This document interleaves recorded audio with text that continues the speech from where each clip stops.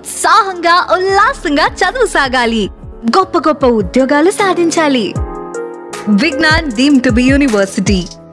Right, BRS నుంచి బయటకు వచ్చారు గువ్వల బాలరాజు గారు. సో రాజీనామా చేశారు. బీఆర్ఎస్లో రాజీనామా చేసి బీజేపీలో జాయిన్ అవుతున్నారు. అయితే ఒక చాలా రకరకాలుగా వస్తున్నాయి, విమర్శలు వస్తున్నాయి, రకరకాలుగా వ్యాఖ్యలు వస్తున్నాయి. అదేంటంటే బీజేపీలో 2 టికెట్లు, ఒకటి బాలరాజు గారికి అండ్ బాలరాజు సతీమణి గారికి. సో 2 టికెట్స్ హామీ ఇచ్చారు, కన్ఫర్మ్ చేశారు కాబట్టి ఆయన బీజేపీలోకి వెళ్తున్నారు అనేది. ఎస్ బాలరాజు గారు, మీకు 2 టికెట్స్, మీకు మీ సతీమణి గారికి ఇద్దరికి టికెట్లు బీజేపీ ఓకే అన్నది, అందుకే మీరు బీజేపీలో జాయిన్ అవుతున్నారు అనేది ఒక చర్చ సాగుతోంది. రాజేష్ గారు, ఒక విషయాన్ని మీరు అర్థం చేసుకోవాల్సినటువంటి అవసరం ఉంది. నేను అచ్చంపేట మున్సిపల్ ఎన్నికల సందర్భంగా 20కి 20 స్థానాలు గెలుపొందడం జరిగింది. ఆ రోజు నేను అనుకుంటే నా సతీమణిని మున్సిపల్ చైర్పర్సన్ చేసుకోవడానికి ఆస్కారం ఉన్నది. అంటే ఆ రోజు విస్తృతంగా చర్చ జరిగింది.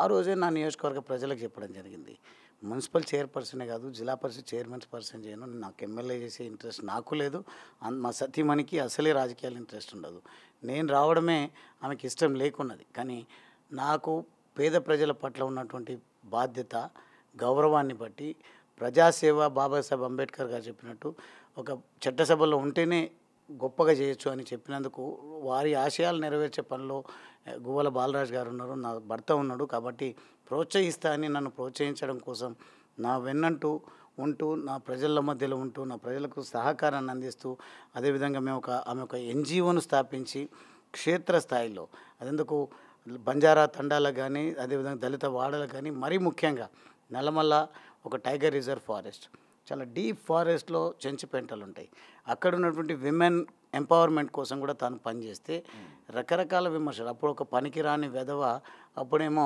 వైడూర్యాలు ఉన్నాయి, అందుకనే అమల గారు మళ్ళీ గువ్వల అమల అక్కడ వెళ్తుందని చెప్పేసి మాట్లాడడం జరిగింది.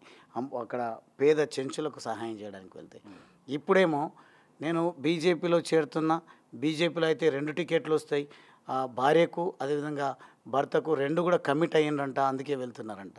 నిజంగా వారికి అంటే మీ శ్రీమతి గారికి నిజంగా అసలు రాజకీయాల పట్ల ఆసక్తి లేదు. ఎందుకంటే మీతో చాలా సందర్భాల్లో ఎలక్షన్స్లో క్యాంపెయిన్లో పార్టిసిపేట్ చేశారు. నిన్న మొన్న చాలా విపరీతంగా ఒక వీడియో కూడా జరుగుతుంది, మనం ఈ జెండా వదిలేస్తామా, ఎట్టి పరిస్థితిలో ప్రాణం పోయినా ఈ జెండా వదలమంటూ గులాబీ జెండాను ఉద్దేశించి మాట్లాడడం. అంటే ఇవన్నీ ఉన్నాయి కాబట్టి డెఫినెట్గా వారు కూడా రాజకీయాల్లోకి వస్తారు, అందుకే వెళ్ళారు. సో అక్కడ ఆల్రెడీ ఒక కమిట్మెంట్ ఇచ్చేశారు అనేది జరుగుతున్నటువంటి చర్చ. అంటే వారికి ఇంట్రెస్ట్ లేదా, మీ సతీమణి గారికి ఇంట్రెస్ట్ లేదా రాజకీయాలకు నేరుగా రావడం?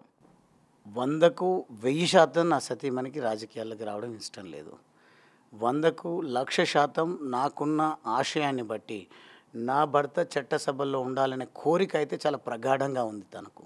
కానీ ఇప్పుడైతే నా విషయంలో కూడా నేను నా సతీమణి చర్చించుకుంటున్నది, మనము చట్టసభల్లో ఉంటే పవర్ఫుల్ ఉండాలి, లేకుంటే పవర్ఫుల్ గొంతుకగా ప్రజల వాయిస్ను వినిపించే విధంగా ముందుకు పోవాలని నిర్ధారించుకున్నాం. కాబట్టి నేను నా సతీమణిని రాజకీయాల్లోకి తీసుకురావడం లేదు, ఎవరు కూడా దీనిపైన ఆందోళన పడాల్సినటువంటి అవసరం లేదు, మాకు అంత ఇంట్రెస్ట్ అంతకంటే కూడా లేదు అని మీ బిగ్ టీవీ ద్వారా నేను స్పష్టం చేస్తా ఉన్నా. దయచేసి మీకున్నటువంటి సోర్సెస్ ద్వారా, మీరు సోషల్ మీడియాలో, మరి ముఖ్యంగా యూట్యూబ్ ఛానళ్ళల్లో మీరు చాలామంది గొప్ప నెట్వర్క్ ఉంది, సాధ్యమైనంత మేరకు ఈ సందేశాన్ని పంపే ప్రయత్నం చేయండి రాజేష్ గారు. ఎందుకంటే నా సతీమణి కారణం వస్తుంది అని కాదు, ఎక్కడ వస్తుందో అనే భయంతోన వాడకూడని భాషలో కామెంట్స్ చేస్తూ ఉన్నారు, ట్రోల్స్ చేస్తూ ఉన్నారు.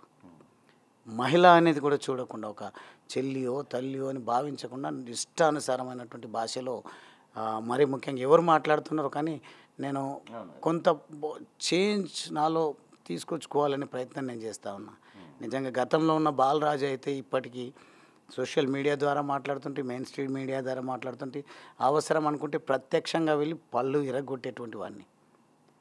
మహిళలను మాట్లాడడం ఏంది, ఏ నోటికి వచ్చినటువంటి భాషలో కామెంట్స్ పెట్టడం ఏంది, ఇష్టానుసారంగా ఈ రకంగా మాట్లాడడం వల్ల సమాజానికి ఏం సందేశం ఇస్తున్నామో. ఒకవేళ నిజంగా మహిళలు రాజకీయాల్లోకి వస్తారంటే వెల్కమ్ చేయాలని ప్రోత్సహించే విధంగానే కామెంట్స్ కూడా ఉండాలి. ఇన్ కేసు ఒకవేళ నిజంగా వారు వస్తే కనుక వారిని ప్రోత్సహించే రకంగా ఉండాలి. కానీ మీరు అన్నట్టుగా ఇట్లా హట్ చేసే రకంగా మాట్లాడడం అనేది ఎవరికైనా బాధాకరమే. అందుకే అంటున్నాను నేను, సరే నాకైతే ఇష్టం లేదు, నా సతీమణికి అంతకంటే ఇష్టం లేదు, కానీ మనస్ఫూర్తిగా కోరుకునేది, ఆ రోజుల్లో డాక్టర్ బాబాసాహెబ్ అంబేద్కర్ గారు తన న్యాయశాఖ మంత్రికి రాజీనామా చేసిన మహిళల హక్కుల కోసం, మహిళా బిల్లు కోసం. ఆ మహనీయుడు కంటున్న కలలు నెరవేరాలంటే యువతి యువతులు ఖచ్చితంగా రాజకీయాల్లోకి రావాల్సిందే. ఎంతెందుకు బీజేపీ గవర్నమెంట్ మహిళా బిల్లును కూడా పాస్ చేసింది. రేపు ఖచ్చితంగా మహిళా రిజర్వేషన్లలో సీట్లు కూడా పెరిగేటువంటి మహిళల కోసం పెరిగేటువంటి అవకాశం ఉంటుంది. నాకంటే లేదు ఎందుకు ఇష్టం అంటే నేను యువకుడిని, ఇంకా నేనే 15, 20, 30 సంవత్సరాలు రాజకీయాలు చేయడానికి ఆస్కారం ఉంది. ఎవరికైనా ఇంట్రెస్ట్ ఉంటే, నా సతీమణికి ఇంట్రెస్ట్ లేదు కాబట్టి నేను పుష్ చేసే ప్రయత్నం ఎక్కువగా చేయను. కానీ నా సోదరిమణులకు ఎవరికైనా రాజకీయాల్లో రాణించాలనే కాంక్ష ఉంటే మాత్రం నా శక్తి మేరకు వారిని ప్రోత్సహించే ప్రయత్నం అయితే నేను చేస్తాను. సో తన సతీమణి గువ్వల అమలకి ఎట్టి పరిస్థితుల్లో రాజకీయాల పట్ల ఆసక్తి అంటే రావాలి, రాజకీయాల్లోకి రావాలనేటువంటి ఇంట్రెస్ట్ లేదు. తను చట్టసభల్లో ఉంటే, తను లీడర్గా ఉంటే తన వెంబడి నడవడమే తన సతీమణికి ఇష్టం. కానీ అనవసరంగా ఈ రకంగా సోషల్ మీడియాలో తన సతీమణిని తనను బదనాం చేయొద్దు అంటే చాలా తీవ్రంగానే స్ట్రాంగ్గా హెచ్చరిస్తున్నారు గువ్వల బాలరాజ్.